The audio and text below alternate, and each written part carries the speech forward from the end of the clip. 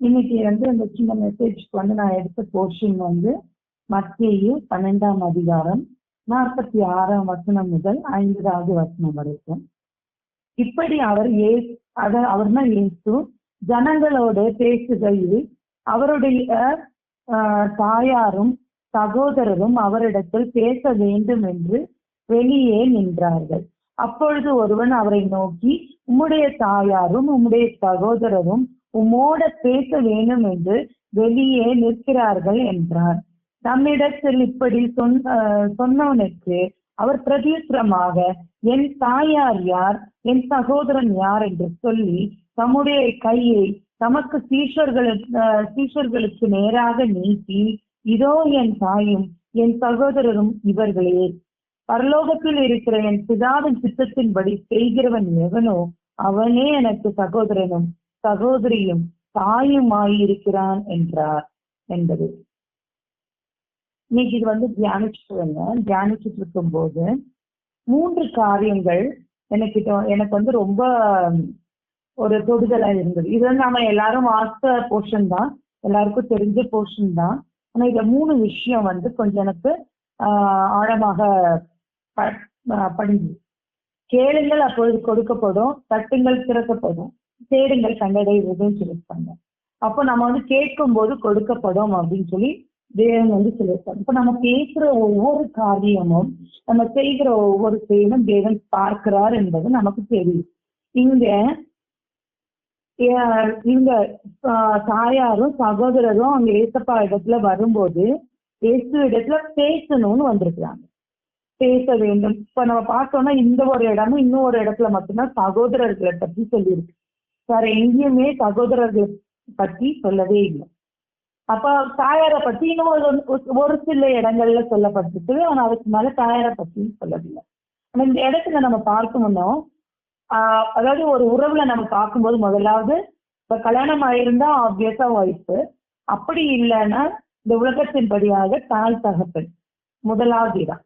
அதுக்கப்புறம் சகோதர சகோதரிகள், அதுக்கப்புறம் அவங்களுடைய இன்லாஸ் இருந்தா இன்லாஸ், அப்புறம் அவங்க பிள்ளைங்க இருந்தா பிள்ளைங்க. ஸோ முதல்ல மேரேஜ் ஆயிருந்தா ஃபர்ஸ்ட் ஒய்ஃப், ஏன்னா நம்மளுடைய பாதியா இருக்கிறதுனால. இப்ப இது நம்ம பார்க்கிறோம், ஏசு கிறிஸ்து அவர் அங்க இந்த சீஷர்கள் இடத்துல உட்காந்து பேசும்போது அவருக்கு கல்யாணம் ஆகல, பேச வந்திருக்கிறாங்க. பேச அங்க வெளியே நின்றுட்டு இருக்கிறாங்க. அதுல ஒருத்தர் சொல்றாரு, அவங்க 2 பேரும் பேச வந்திருக்காங்க. இப்ப நம்மனா என்ன பண்ணணும், ஃபர்ஸ்ட் அதுக்கே இம்பார்ட்டன்ஸ் கொடுக்கணும் இல்லையா? நீங்க இயேசு கிறிஸ்து ஒரு அழகான ஒரு கேள்வி, 2வதாக ஒரு கேள்வி கேட்கிறார், என் தாய் யார், என் சகோதரர் யார்? அவருக்கு அவருடைய தாயை பிடிக்கலையா, இல்ல அவருடைய சகோதரர் இடத்துல ஏதோ சண்டையா என்ன? அப்படி இருக்க வாய்ப்பே இல்லை இல்லையா? ஆனாலும் இங்க ஒரு கருத்தை அவரு சொல்றார், கருத்தை வைக்கிறார்.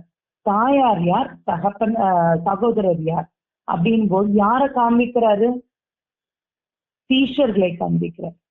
இவங்கதான் எனக்கு தாயாரும், இவர்கள் தான் எனக்கு சகோதரரும். அந்த சுத்தி அநேக ஜனங்கள் இருக்கிறாங்கன்னு சொல்லப்பட்டிருக்கு. முதல் வசனம்ல இப்படி அவர் ஜனங்களோடு பேசுகையில், ஜனங்களோடு அவர் பேசிட்டு இருக்காரு அப்படின்னா சுத்திலும் நிறைய பேர் உட்கார்ந்து இருக்கிறாங்க. அந்த நிறைய பேர் மத்தியில அவருடைய சீஷர்கள் இருக்காங்க.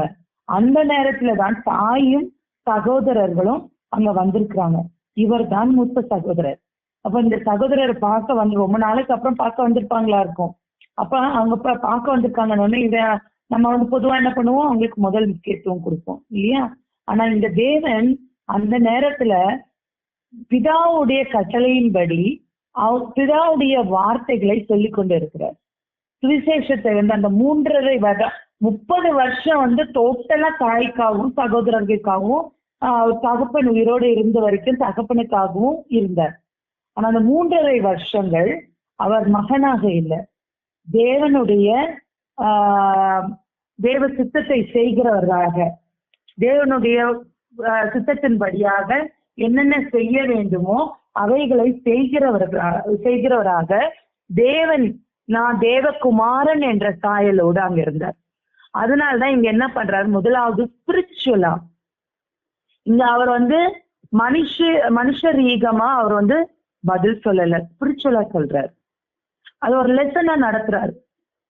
அது ஒருவேளை அந்த நேரத்துல அவங்களுக்கு புரியாம இருக்கலாம், என்னடா அப்பா தாயும் சகோதரரும் பேச வந்திருக்காங்க, இவர் போய் பேசாம இப்படி சொல்றாரு அப்படின்னு சொல்லி அப்போ ஒருவேளை அவங்க நினைத்திருக்க வாய்ப்பு உண்டு.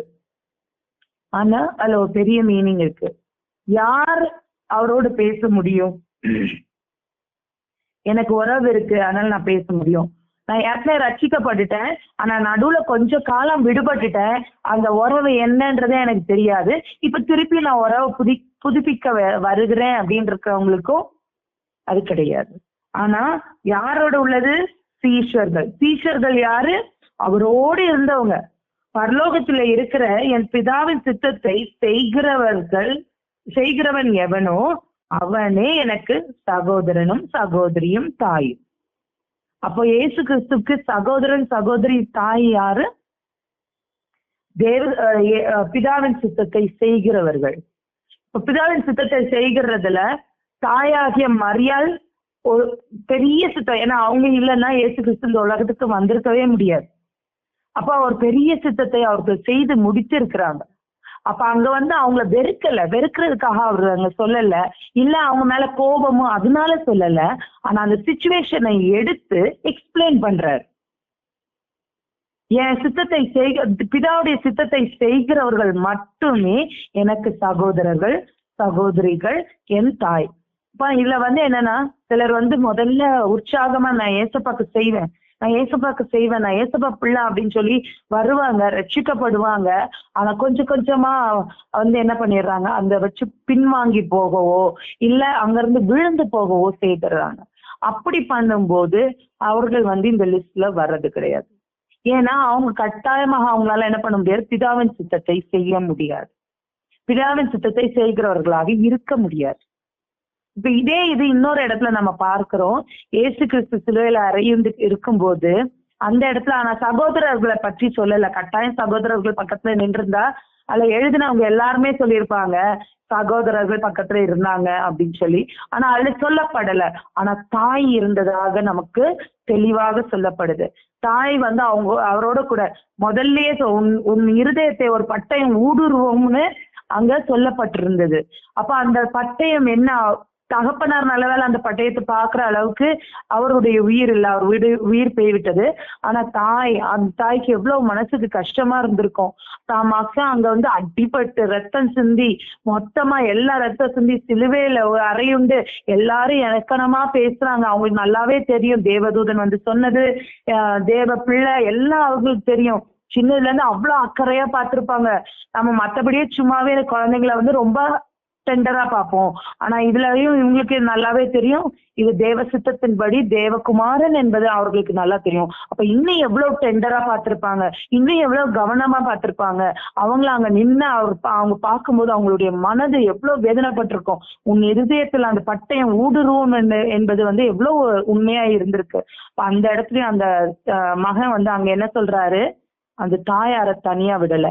ஒருவேளை சகோதரர்களை இருந்திருந்தாங்கன்னா ஒருவேளை சகோதரர்கள் இடத்துல போங்கன்னு சொல்லிருக்கலாம். ஆனா ஒரு மூத்த மகனா அவர் செய்ய வேண்டிய ஒரு காரியம், அம்மா இதோ உன் மகன் யோவானை பார்த்து, நம்பிக்கையான அவருடைய சீஷனை பார்த்து, யாரை அவர் சகோதரர், இங்க யாரெல்லாம் சகோதரன் சொல்றாரு, சீஷரை பார்த்துதான் சகோதர சகோதரிகள் தாயாருன்னு சொல்றாரு. அதே போல அப்ப அவர் அங்க சிலுவையில அறையுண்டு அங்க தொங்கிக் கொண்டு இருக்கும்போது பக்கத்துல இருந்தது யோவான் மட்டுமே. அதனால யோவானை பார்த்து, அந்த சகோதரனை பார்த்து, இரத்த பந்தம் இல்லாமல் இருக்கும் போதும் கூட அவர் என்ன சொல்றாரு, இந்த மாதிரி பிதாவை நம்பி பிதாவுக்காக தங்களை அர்ப்பணிக்கிற ஒரு சகோதரனை பார்த்து இதோ உன் தாய் அப்படின்னு சொல்றாரு. அதே போல அந்த தாயை பார்த்து இதோ உன் மகன், விட்டு கொடுக்கல, ஆனா கற்பிக்கிறார். நாம எப்படி இருக்கணும் அப்படின்றத கற்பிக்கிறார்.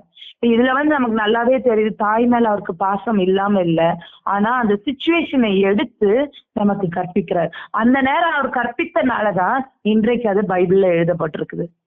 அந்த நேரத்துல அவர் அப்படி சொன்ன, ஒருவேளை அது எல்லாரையும் தாக்கியிருக்கும், எல்லாருடைய மனதையும் தாக்கியிருக்கும். அநேக காரியங்கள் இயேசு கிறிஸ்து பண்ணியிருப்பாரு. ஆனா அதுல சிலதுதான் என்ன பண்ணிருக்கீங்க எழுதப்பட்டிருக்குது. எதெல்லாம் ரொம்ப அவர்களுடைய மனதுல ஆழமா பதிஞ்சுதோ எழுதினவங்க மத்தேயு, மார்க், லூக்கா, யோவான், இது நான் எழுதினவங்களுடைய மனதுல எது ஆழமா பதிஞ்சுதோ, எது ஒரு தாக்கத்தை கொண்டு வந்ததோ அததான் என்ன பண்ணிருக்காங்க, அதுதான் அவங்க மனதுல ஞாபகர்த்தமா நின்றுக்கும். அதுதான் என்ன பண்ணிருக்காங்க, நமக்கு புக்ல எழுதியிருக்காங்க. இது ஏன் இப்படி அவர் செஞ்சாரு, ஏன் அம்மாவும் சகோதரத்தையும் பார்க்க வந்திருக்காங்க, பேச வந்திருக்காங்க, அவங்களுக்கு ஏன் டைம் கொடுக்கல? ஆனா அங்க ஒரு பெரிய காரியத்தை சொல்லுகிறார். எனக்கு தாயும் தகப்பனும் சகோதரர் யாரு? சீஷன். அதே போல அவர் அறையுண்டு போகும்போது தன் சகோதரனாகிய சீஷன் யோவான் இடத்துல, இதோ உன் தாய், அதே போல தாய் இடத்துல, இதோ உன் மகன். அவருடைய பொறுப்பை இன்னொருத்தர்கிட்ட ஒப்படைச்சிட்டு போறார். அவர் செஞ்ச காரியத்துல 2 விஷயம் நம்ம பார்க்கிறோம். ஒண்ணு, அந்த தாயை கைவிடல. எந்த காலத்துல ஒரு மூத்த மகனா அவர் என்ன பண்ணணுமோ எல்லாவற்றையும் பண்ணியிருக்கிறாரு. ஆனா இந்த இடத்துல கைவிட்ட மாதிரி தெரியுது, ஒரு மரியாதை கொடுக்காத மாதிரி தெரியுது. மரியாதை கொடுக்காம இல்ல, இங்க அவர் சுட்டி காட்டுகிறார் எதை நான் முக்கியப்படுத்த வேண்டும், நம்ம எதை முக்கியப்படுத்தணும் அப்படின்றது, எது எப்படி இருக்கணும். அதாவது தாயும் சகோதரரும்னா எப்படி இருக்கணும்? சீஷரை போல இருக்கணும். சீஷரை போல இருக்கணும். ஒருவேளை சகோதரன் சின்னதுல இருந்து அவர் கூட பழகுனனால ரொம்ப இம்பார்ட்டன்ஸ் கொடுக்காம ஒருவேளை அப்படி இருந்திருக்கலாம், இல்ல ரொம்ப அதிக பயத்தோடு இருந்திருக்கலாம், எது வேணாலும் இருந்திருக்கலாம். அவருடைய சகோதரரை பத்தி நமக்கு தெரியாது. ஆனா தேவன் என்ன பண்ணாரு, அந்த சிச்சுவேஷனை எடுத்து நமக்கு சொல்லி கொடுக்கிறார். நம்ம எப்படி இருக்கணும், அவருக்கு சகோதரனும் தாயும்னா பிதாவின் சித்தத்தை செய்கிறவர்களோ தான் சகோதரரும் தாயும். நமக்கும் இயேசு கிறிஸ்து மூத்த சகோதரர். ஏன், பிதா நமக்கு பிதா.